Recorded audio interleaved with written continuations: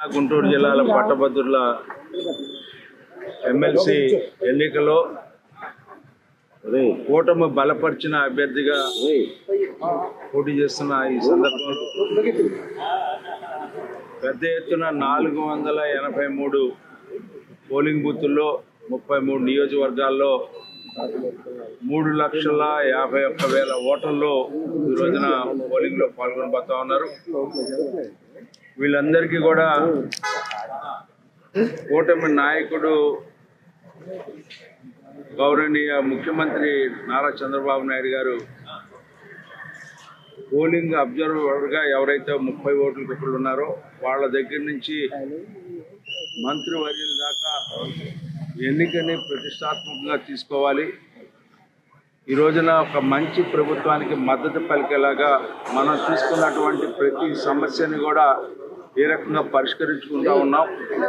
అదేవిధంగా ఈ రాష్ట్రంలో ఈ ప్రభుత్వం కూటమి ప్రభుత్వం ఏర్పడిన దగ్గర నుంచి ఏ రకంగా సమస్యల పరిష్కారానికి వనరులను సమీకరించుకుంటూ అస్తవ్యస్తమైనటువంటి ఈ యొక్క సమాజాన్ని మరలా కూడగట్టుకుంటూ ఏ సమాజాన్ని అయితే వీళ్ళందరూ కూడా సర్వనాశనం చేశారో విధ్వంసం చేశారో ఆ పరిస్థితుల నుంచి మరలా ఈ రాష్ట్రాన్ని మంచి రాష్ట్రంగా మంచి ప్రభుత్వంగా మంచి సమాజంలో మనం జీవిస్తున్నామనే భావన వచ్చేలాగా ఉద్యోగ సంఘాలకు కానీ ఉద్యోగస్తులకు కానీ నిరుద్యోగ యువతకు కానీ ఉద్యోగ అవకాశాలను కల్పించే దాంట్లో పరిశ్రమలు తీసుకొచ్చుకునే విషయంలో కానీ డిఎస్సి నోటిఫికేషన్ కానీ ఏదైతే మనం ఎన్నికల ముందు చెప్పామో ఆ ఎన్నికల మేనిఫెస్టోలోనే కాకుండా ఇతర సమస్యలు కూడా ఉద్యోగస్తులకి జీతభత్యాలు 1వ తారీఖు వచ్చే కార్యక్రమం కానీ వారికి ఉన్న బకాయిలు కానీ అన్నింటినీ కూడా పరిష్కరించే ఏకైక ప్రభుత్వం కూటమి నాయకత్వం.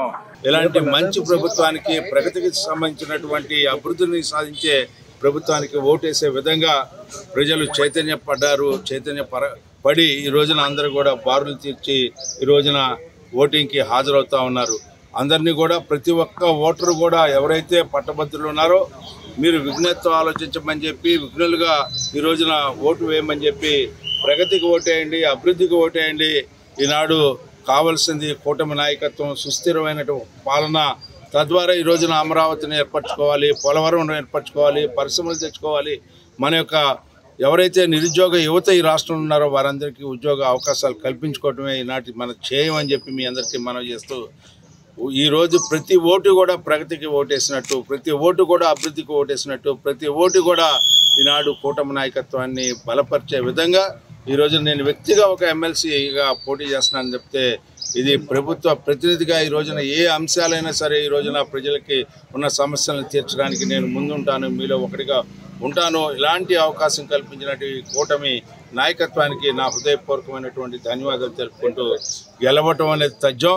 ఎంత మెజార్టీని సాధించాలనేది ప్రతి ఒక్క ఓటరు కూడా ఈ రోజున ప్రతి ఓటు ద్వారా ఈ యొక్క ప్రగతికి మద్దతు పలకాల్సిన అవసరం, ఒక సంకేతాన్ని ఇవ్వాల్సిన అవసరం ఈ ప్రభుత్వానికి అని చెప్పి మనవి చేసుకుంటూ ఈ రోజున ప్రతి ఒక్క ఓటరుకి నా హృదయపూర్వకమైనటువంటి ధన్యవాదాలు తెలుపుకుంటూ సెలవు తీసుకుంటాను.